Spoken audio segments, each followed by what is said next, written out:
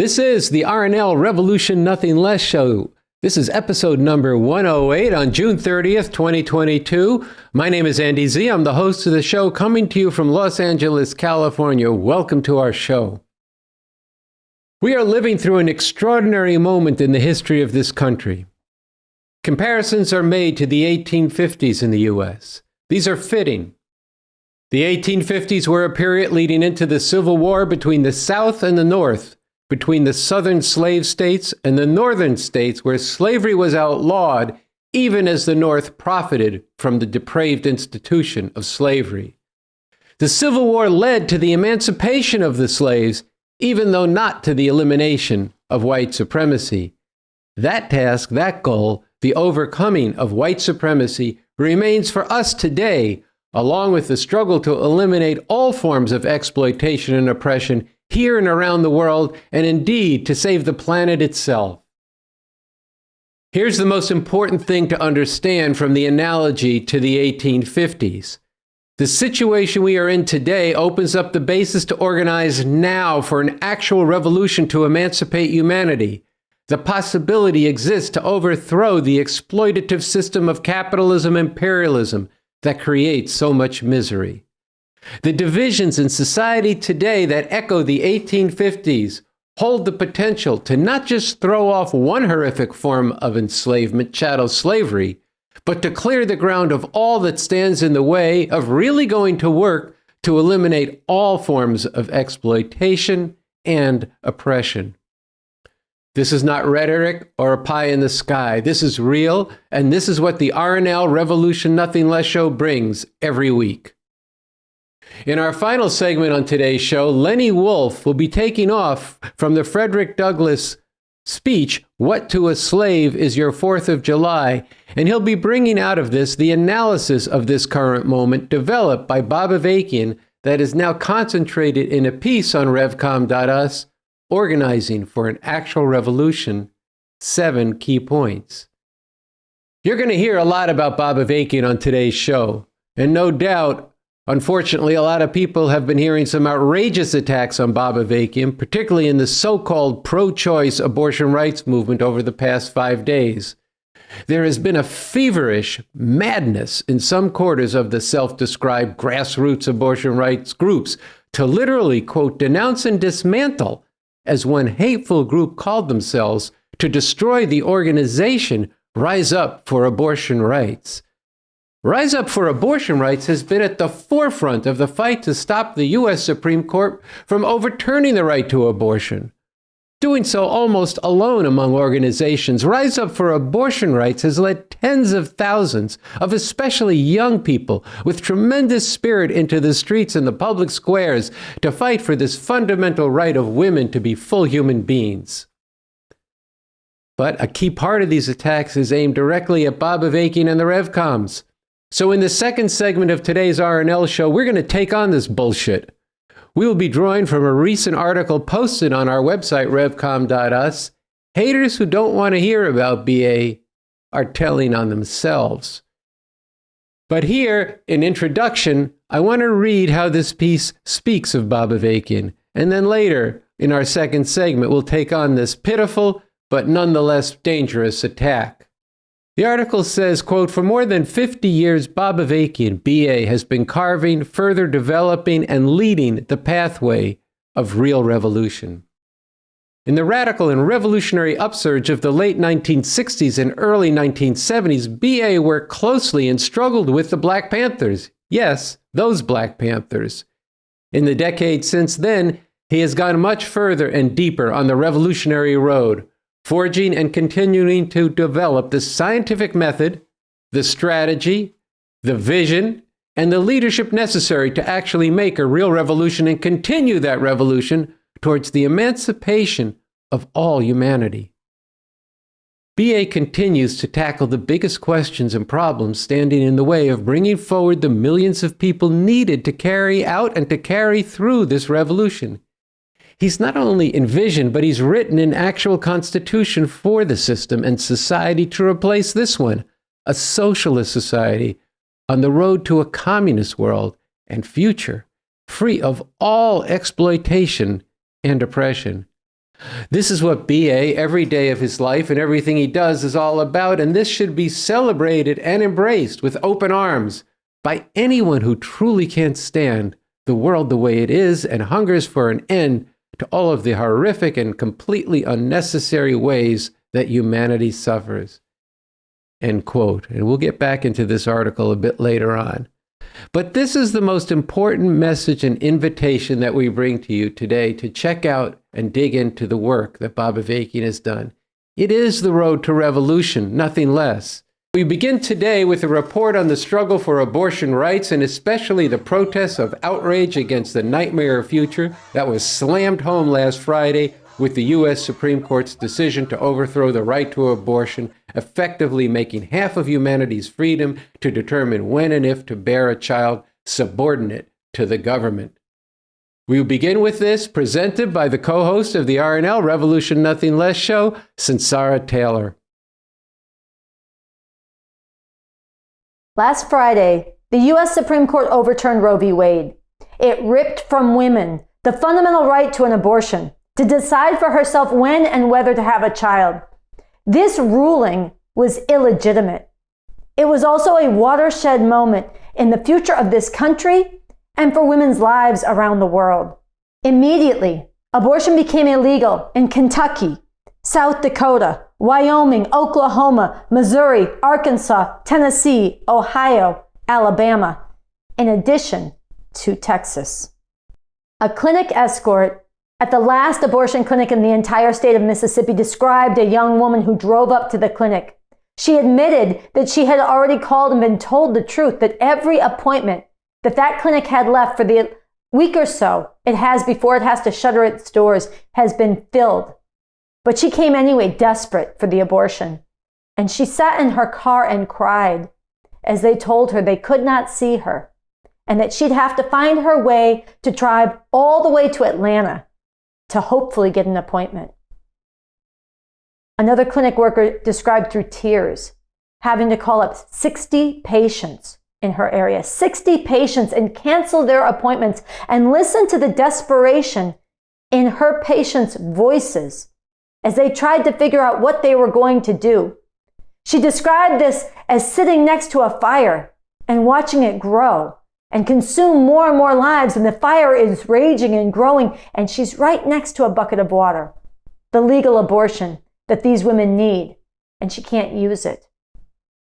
This is an atrocity that we are only beginning to get the full dimension of. The pileup of lives shattered every day by this illegitimate Supreme Court ruling that women don't have the right to control their bodies, their lives, their destinies. The women whose lives will be foreclosed by forced motherhood, the women struggling to feed the babies they already have at home, women who go to the hospital with miscarriages or dangerous pregnancies who are criminalized, turned in by Christian fanatical healthcare workers, arrested, put in handcuffs, the government turning women's wombs into sites of surveillance, doctors unable to help women who need abortions for ectopic pregnancies. We are only beginning to see the horror of all of this. And the fascists behind this assault, they are just getting started. They're not going to be satisfied with banning abortion in half the states. They are going for a federal abortion ban. And Clarence Thomas, one of the fascist Supreme Court justices who just overturned Roe v. Wade, wrote in his concurring opinion that not only did he think Roe v. Wade, abortion rights, was wrongly decided, he thinks the right to birth control was wrongly decided. He thinks the Supreme Court rulings codifying same-sex marriage was wrongly decided. He thinks the rulings by the Supreme Court that decriminalized gay sex in people's private bedrooms was wrongly decided. This is infuriating. It is outrageous. Everybody should be furious. And we should be furious not just at these fascists who have taken this right away from women, but against the people of this country who sat back and let this go down. It did not have to turn out this way.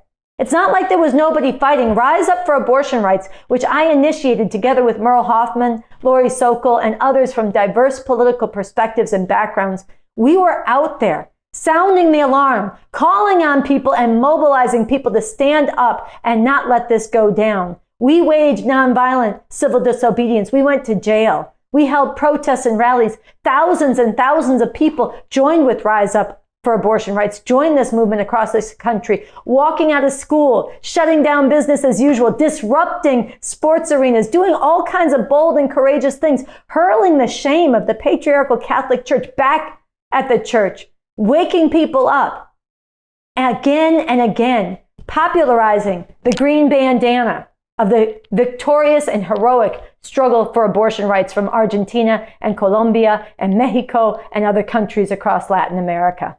Let's listen to just some of what people said at these rallies. We can no longer afford to stand aside. This is why we have decided it is time to step up. Because we have come to understand that it is time to put it on the line.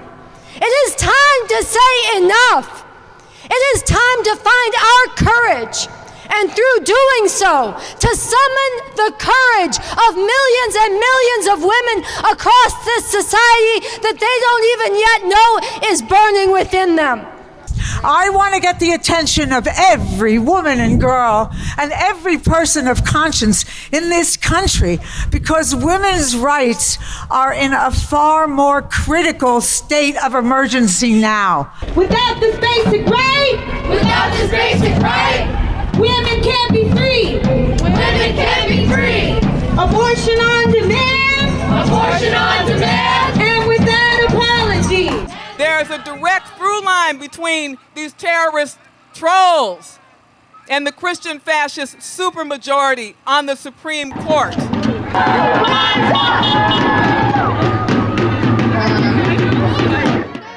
We want to just have control of our own bodies, and that's a fucking right.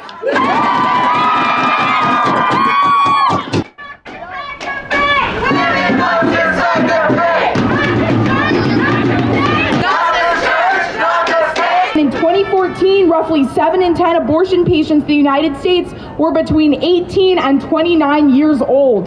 That's us, right here at UC Berkeley.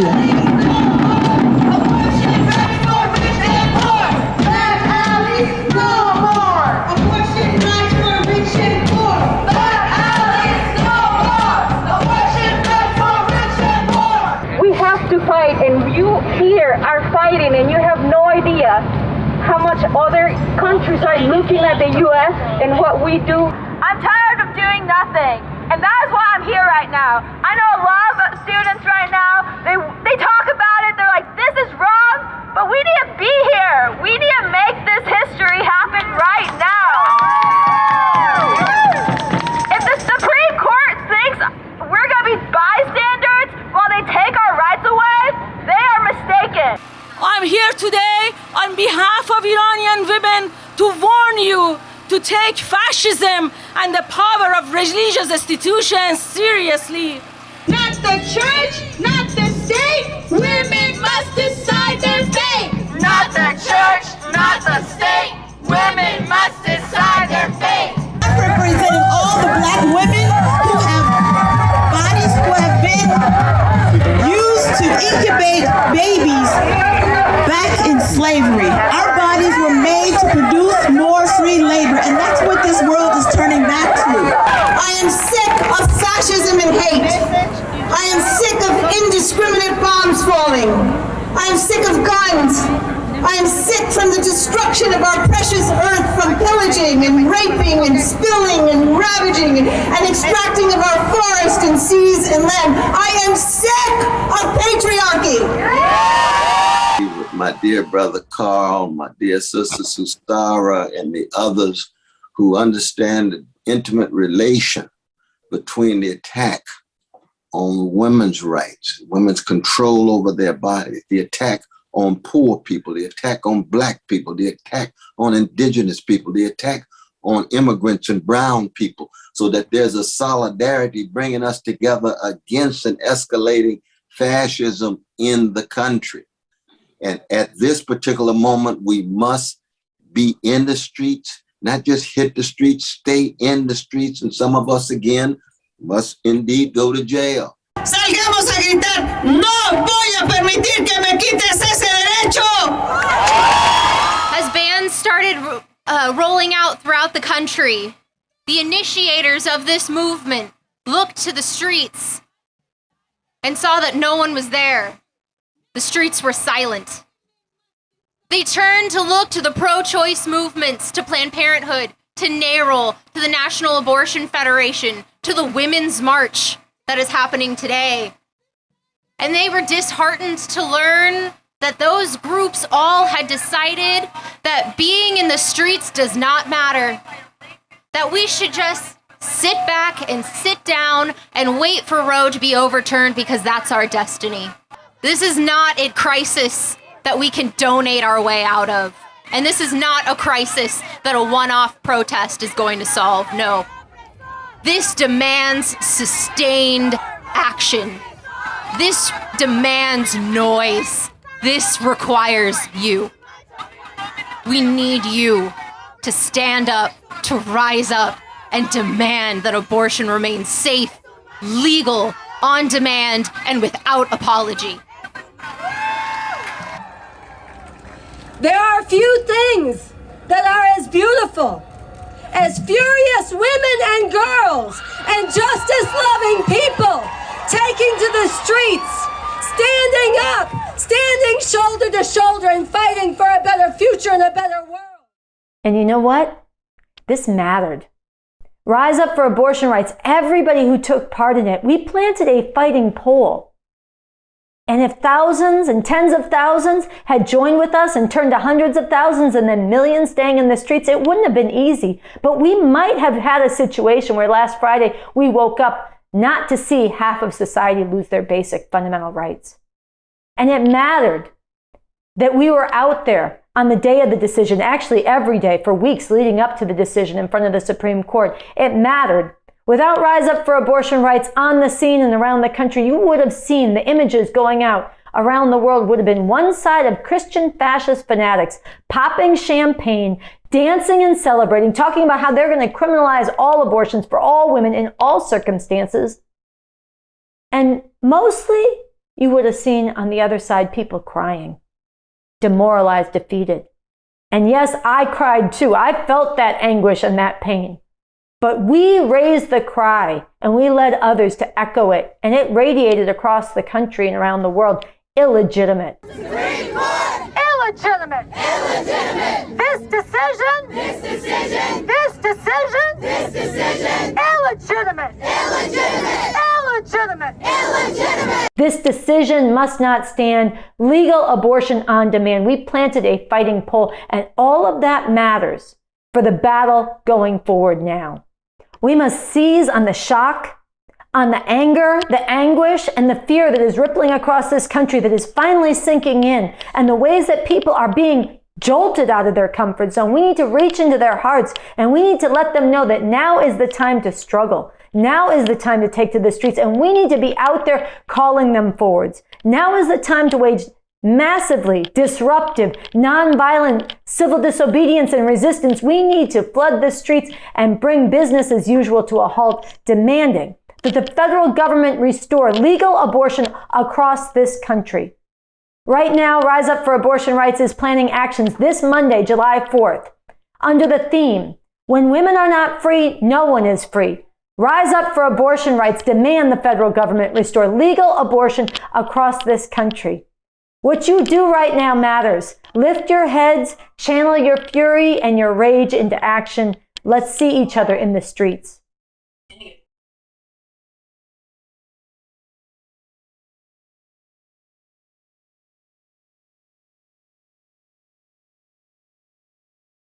There's an article that I referenced at the beginning of this show that's titled, "Haters Who Don't Want to Hear About BA Are Telling on Themselves." And at the beginning of the show, I read from that article on how it presents what BA has actually done.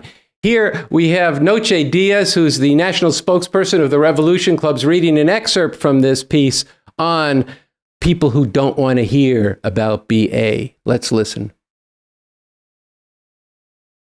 There are people and forces out there who complain.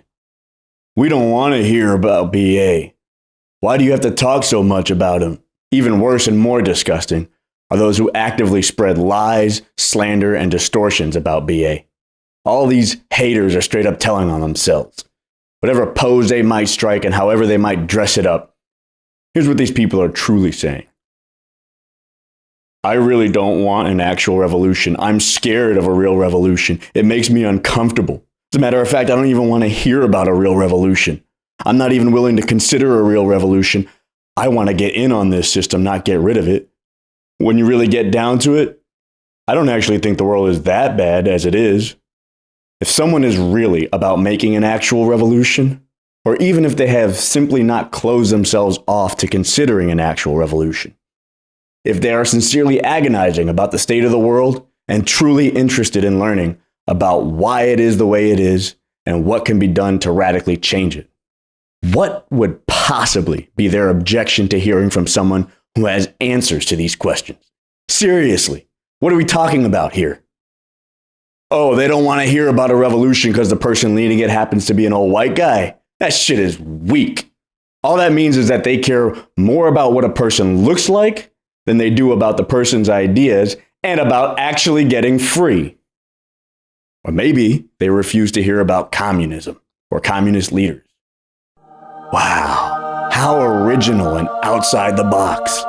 That just means they desperately want to cling to their prejudices and to what they've been told about communism by this system's powers that be, media, and educational system. And that they aren't even willing to open their minds, think critically, and learn for themselves. How fucking conformist can you get? Some of these haters might act enlightened. They might act radical. They might act militant. Some of them might even tell you they're for revolution. But what do they actually mean by revolution?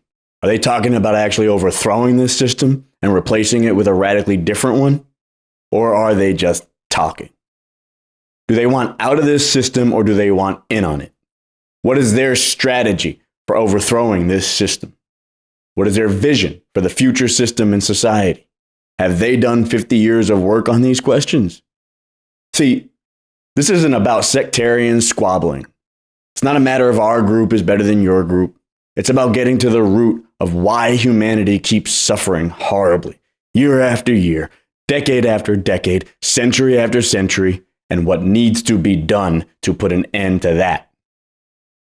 It's about what it means when someone works and sacrifices tirelessly and dedicates their life to forging answers to these questions and creating the basis for a far brighter future where humanity is finally able to overcome thousands of years of exploitation and oppression and live lives worthy of human beings. And then these haters who haven't done shit by comparison, and in many cases haven't done shit, period. They come along and prey on people's prejudices to attack that person, declare him out of bounds, and stand in the way of the masses of people connecting with his leadership. No, that can't stand anymore. For real. The stakes for the future of humanity are too important to tolerate any more of this. If people, including you who are seeing this, have informed questions about or honest principled disagreements with the content of BA's work, based on actually reading, watching, or listening to that work, rather than going by what you heard or somebody told you, then by all means, let's get into it. Let's discuss, debate, and ideologically struggle over that. Such discussion, debate, and principled ideological struggle can play a vital role in the overall process of getting free. But the snark, slander, personal attacks, lies, hate, and dismissal directed against BA needs to stop now.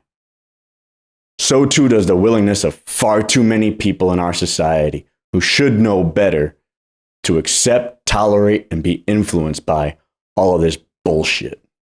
It's past time for good people coming from many different perspectives and levels of agreement with BA to think critically, learn for themselves, and go to the source, instead of going by what they heard from someone or read somewhere, and to fight for that approach to be the prevailing standard among decent people who yearn for a better world. Further, these decent people must unite in sharply calling out, struggling against, and allowing no quarter for hate, unprincipled attacks, and dismissal directed against BA. None of that poison has anything to do with changing the world in any way, and actually works concretely against that goal. Furthermore, the implications of this poison are not minor, harmless, or abstract. They create a climate of hostility against BA that makes it easier for the powers that be and reactionary forces to go after him and seek to take him from the people. And they serve as a significant obstacle to BA's work and leadership spreading throughout society and connecting with people in the way that they urgently need to. Finally, to all those who are truly hungry to see an end brought to all the horrible, unnecessary suffering heaped upon the people of the world, you are challenged and invited to tell on yourself in a completely different way. Reveal yourself as someone with heart, with the courage and the seriousness, the integrity and the open-mindedness, and the critical thinking to go against the tides and the conventional wisdom of this society and culture, to defy the system, the powers that be, and the haters who do their bidding, to think and learn for yourself, to seriously engage BA and get with the revolution he is leading, to become emancipators of humanity.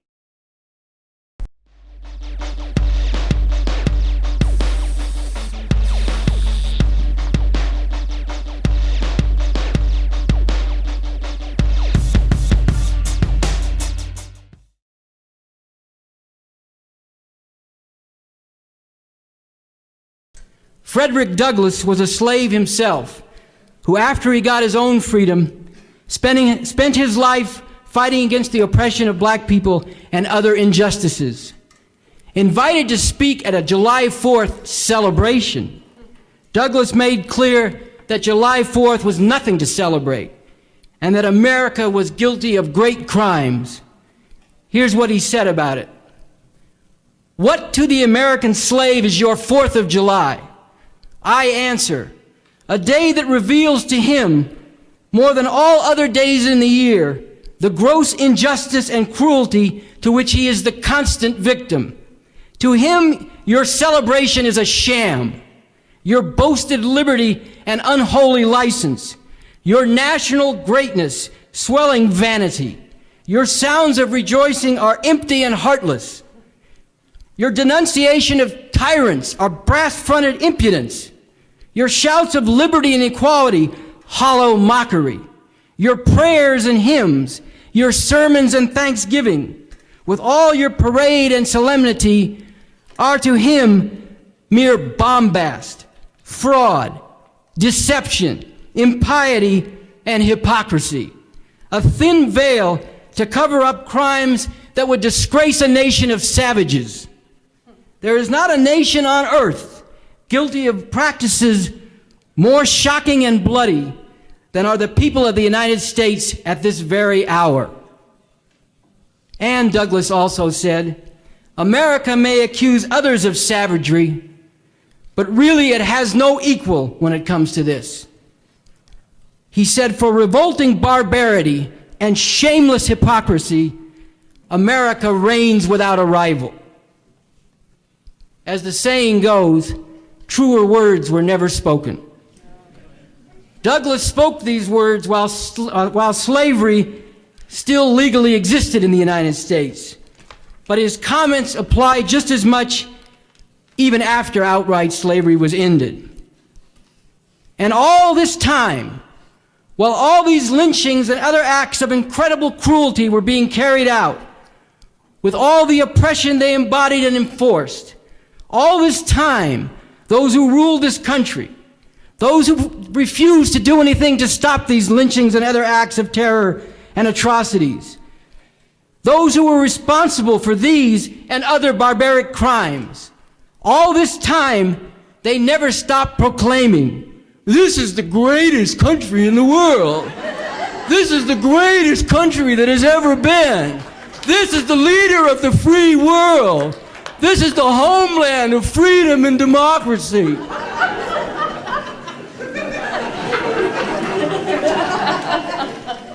It is not just that many white people acted like depraved beasts, and it is not that some were actually devils. although it certainly may have seemed that way many times in the history of this country. The deeper thing is that all these horrors were shaped by, they were encouraged by, and they served to keep in effect a whole system. A system that could not have existed without first slavery and then near slavery. And segregation and terror centered in the South while the great majority of black people lived there. Chained in one way or another to the rural South and on white-owned plantations. White supremacy is built into the foundation of this country. It is something this system and those who rule it could not do without, even if they wanted to, which they don't. And this has continued down to the present. Despite all the false claims these days about how this is now a colorblind society, segregation and discrimination continue against black people and other people of color. Every time there is a study or a survey to determine this, it shows without fail that segregation and discrimination exist in housing, in jobs, in schools, in healthcare, in every part of society. And this continues to be backed up with brutality and violence. Indeed. As B.A. said, truer words were never spoken. To that, in this week of the Supreme Court wiping out what had been the constitutionally guaranteed right to abortion, we would add the following. What to a 14-year-old victim of sexual assault and her grandma in Arizona who were told by the clinic receptionist that the young woman could not have her abortion the day after the Supreme Court ruled? What to them will be your 4th of July? What to the couple who pounded desperately on a clinic door and pleaded with the doctor to move their scheduled appointment up a day, only to have all three dissolve into tears when the doctor told them he couldn't risk a felony? What to them will be your 4th of July? What to the millions of women around this country told on Friday that not only would they continue to be routinely discriminated against in every sphere, not only would they be harassed on the street, not only would they be abused and assaulted and even live with the threat of murder, both from strangers and those they had counted as their lovers, when they are now told they also have to face the fact that they can no longer even control their decisions on whether and when to have a child. What to them is your 4th of July? Frederick Douglass gave this speech in a period not unlike our own, a period in which this country was coming apart from bottom to top, a period that we now recognize was inexorably leading to the Civil War. Douglass worked every day of that decade for the emancipation of the enslaved black masses. Heroic uprisings had happened before the Civil War, and Douglass had politically supported them, even though they had been crushed. But with the situation that finally developed in 1860 and 61, when the Civil War began, something was different. Listen to what Bob Avakian said of that rare moment, of what it meant then when there was a profound split among the rulers, where one side no longer respected or would abide by the norms of their system. The following is from Bob Avakian's extremely important talk, Something Terrible or Something Truly Emancipating. Profound crisis, deepening divisions, the looming possibility of civil war, and the revolution that is urgently needed. A necessary foundation, a basic roadmap for this revolution. This time from the history of this country. Why did so many black people, nearly 200,000, join the Union Army fighting against the Southern Confederacy during the Civil War in the 1860s? Because the country and those who ruled it had split apart, and masses of black people could sense that in this situation, there was a real possibility of putting an end to their enslaved condition, which did happen as a result of that civil war. In the pamphlet on Revcom.us, Organizing for an Actual Revolution, 7 Key Points, which concentrates the strategy to make revolution in this period, the situation we face is described as follows: brutal and murderous white supremacy, male supremacy, and other oppressive relations, the deepening crisis in society and the world overall, including the constant wars and the continuing destruction of the environment.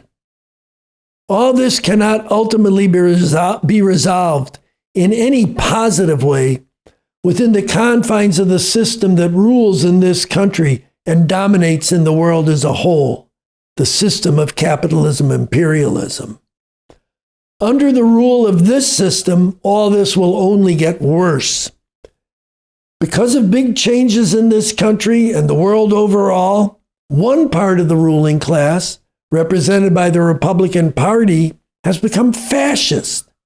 They no longer believe in or feel bound by what have been the norms of democratic capitalist rule in this country.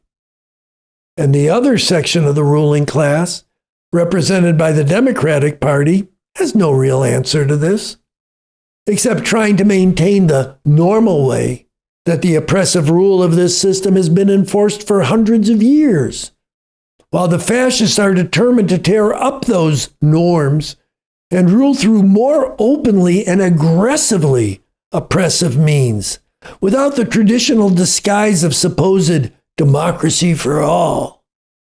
The crisis and deep divisions in society can only be resolved through radical means of one kind or another. Either radically reactionary, murderously oppressive and destructive means, or radically emancipating revolutionary means. And this resolution could quite possibly happen one way or the other within the next few years. This rare situation, with the deepening and sharpening conflicts among the ruling powers and in the society overall, provides a stronger basis and greater openings to break the hold of this system over masses of people. In a situation like this, things that have basically remained the same for decades can radically change in a very short period of time. This rare time must not be wasted. It must be seized on to have a real fighting chance to bring about a truly emancipating, revolutionary resolution, and not be subjected to a terrible, reactionary, and murderously oppressive and destructive resolution. This weekend is the 4th of July, 160 years after Douglass's famous speech. To all the Revcoms, to all people who urgently see that not only is something wrong in America, but something is wrong with America, this is the weekend to represent. To be out there everywhere, there are people who were jolted by this ruling. People seeking a way out, whether they know it or not, or fearful of the future but open to struggle. Be out there and tell them the truth about this tinsel-trimmed hellhole they call America. Do it as provocatively, do it with the challenge and the passion that you just heard Frederick Douglass and BA do it. Get these 7 key points into people's hands and walk them through it with the hope that this pamphlet can bring. Turn them on to Avakian, who brings us science and leadership that can lead us to where we need to go. Organize them into the revolution. Let them know this is part of a process, one that involves them and one with a goal: the development of a revolutionary people in their millions, as the crisis develops in tandem with the work of revolutionaries in raising the consciousness of the people and organizing them into a powerful fighting force. Point out to them how these 7 points end. Once the revolutionary force in the millions is brought into being, with a continually growing core of tested and steeled revolutionary leaders, and the crisis in society and the divisions from top to bottom are reaching a breaking point, everything would then be focused on how to actually organize and wield this revolutionary force to fight to win, to actually defeat the forces seeking to crush the revolution. Get them to watch this show together with you if possible. And to all of you out there who are watching now, connect with us. In the midst of the horror of the Supreme Court ruling, there was beauty and potential in the people who rose up, who said no, who began to seek a way out and a way forward. Be part of giving them that way forward. Join the campaign to expand our audience. Join into the Zooms, where we'll be going more deeply into all of this. What this revolution is all about, what's the strategy, and what is the liberating goal. In short, be part of the greatest thing you can be part of, the emancipation of humanity. That brings us to the end of this, the 108th episode of the RNL Revolution Nothing Less show. There is a world to win, and there is a way out of the madness of today. I have confidence that there are multitudes of people who love humanity, who care deeply for the planet, who can't stand the way that people here and around the world are forced to live, and who have the integrity to seek what is true, and who have further integrity to admit when you're wrong, correct your mistakes, and get with what's right. If that's you, this is a show for you and for you to spread far and wide. This is a very important week for you, especially on July 4th, to go out with Rise Up for Abortion Rights and show those who would tear down a movement at this critical moment when the future of half of humanity hangs in the balance, that that's not how we're going to play at this time. People are going to unite and struggle with each other over their ideas, the different ways forward, but they're going to stand in unity against the system that brings down such misery on people here and around the world. Once again, there is a world to win, and revolution, nothing less, is the way to achieve that. So we'll see you next week at 5 p.m. Pacific time and 8 p.m. Eastern time. Good night.